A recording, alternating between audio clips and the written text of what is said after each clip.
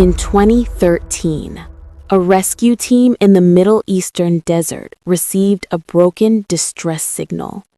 They're not buried. They're moving under the sand. The transmission ended with screaming.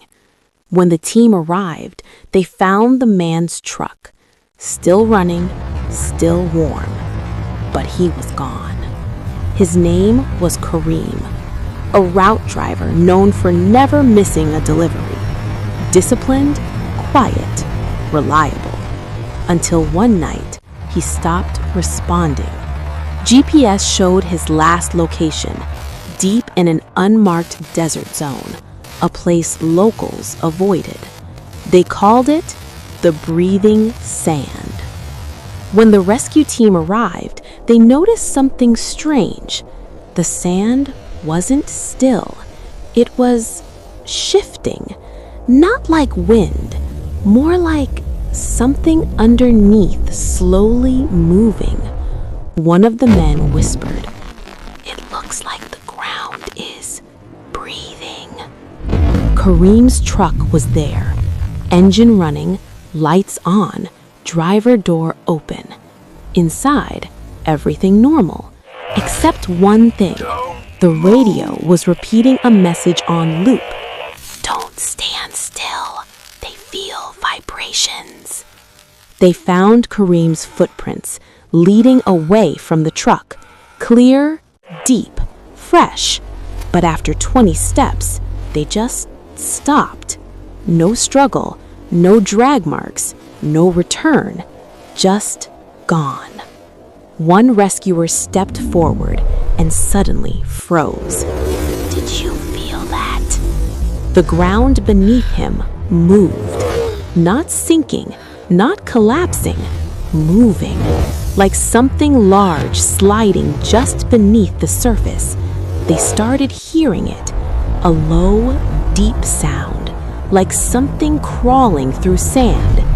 Then, a shape formed beneath the surface, long, thin, fast. It circled them. The radio suddenly changed. A new voice came through, broken, panicked. "Kareem, don't move. They hunt by vibration. If you run, they..." The signal cut. One of the rescuers panicked. He started running, screaming, "Get out!" And then the sand beneath him exploded. Something pulled him down, fast, violent, gone in seconds. Only silence remained. The ground started shifting all around them, multiple shapes, circling, closing in. They weren't alone. They were being hunted. The radio flickered again. Kareem's voice, weak, broken. "They don't kill you immediately. They drag you under, and you stay alive. You can hear them moving around you, waiting." Then whispering, "They like it when you're scared." The team realized movement equals death. They froze, didn't run, didn't scream. Slowly, carefully, they backed toward the truck. The ground kept moving beneath them, but didn't strike. They escaped, barely. But before leaving, they saw something that no one could explain. For just a second, the sand opened slightly, and they saw faces, human faces, moving beneath the surface, silent, screaming. The official report said, natural causes, missing persons.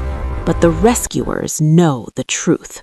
Something lives under the desert, and it doesn't hunt to kill. It hunts to keep you.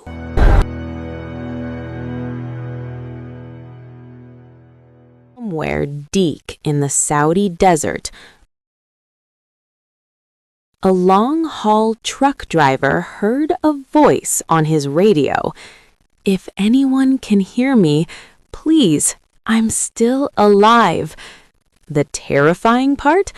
There was nothing for 60 miles in any direction.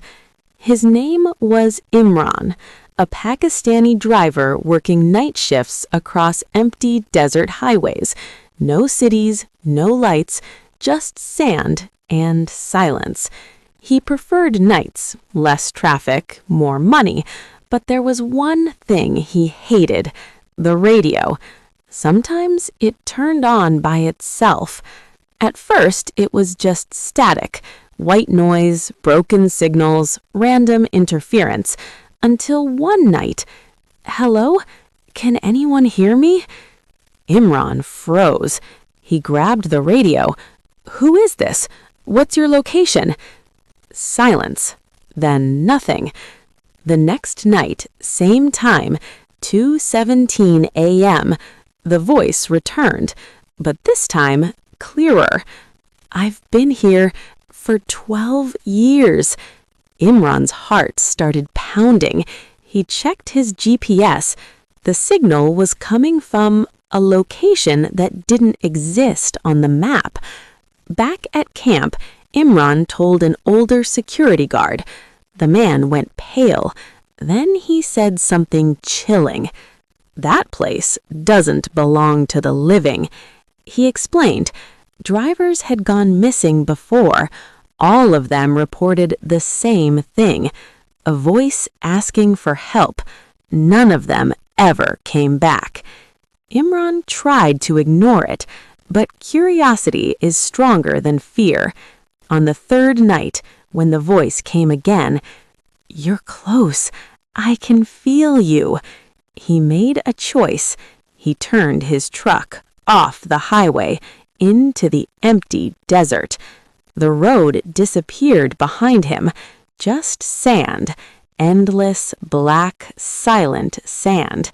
Then the radio turned on by itself. "Thank you for coming." Imran's hands tightened on the wheel. Something felt wrong, very wrong. He stopped the truck, stepped outside, and saw them. Footprints, fresh, leading deeper into the desert, but there was no one there.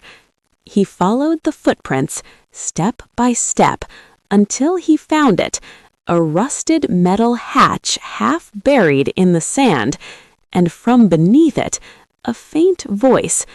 "Please, open it." Imran hesitated. Every instinct screamed, "Run!" But he didn't. He opened the hatch and shined his flashlight inside. There was a man, or something that looked like a man. His skin dry and cracked, his eyes completely white, and he was smiling. The thing spoke.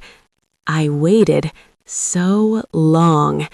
Then it tilted its head and whispered, "Now you'll stay and I'll leave." Imran slammed the hatch shut and ran. As he sprinted back, he heard footsteps behind him, fast, not human. The radio screamed, "You can't escape."